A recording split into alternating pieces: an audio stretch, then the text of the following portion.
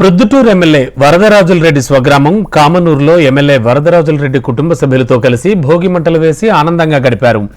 MLA ఇంటి వద్ద భోగి మంటలు వేసి వాటి చుట్టూ కుటుంబ సభ్యులు కోలాటమాడుతూ పండుగ జరుపుకున్నారు. ఈ సందర్భంగా ఎమ్మెల్యే మాట్లాడుతూ సంక్రాంతి పండుగ రాష్ట్రంలోని ప్రజలంతా సంతోషంగా జరుపుకోవాలని కోరారు.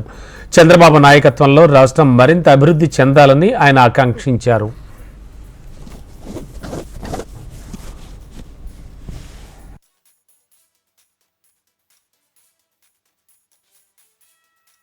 ప్రొద్దుటూరు నియోజకవర్గ ప్రజలకు మరి తెలుగు ప్రజలందరూ ఎక్కడ ఉండబడినప్పటికీ కూడా వారందరికీ నూతన సంవత్సర శుభాకాంక్షలు తెలియజేస్తూ సంక్రాంతి పండుగ అనేది ఆనవాయితీగా జనవరి 13వ తారీఖున వస్తూ ఉంటుంది. ఇప్పుడు రైతులందరికీ కూడా పాడి పంటలన్నీ వాళ్ళు గ్రామాలలో ఉండబడిన రైతులందరూ కూడా ఈ పండుగకు ఒక పేరు పాడి పంట.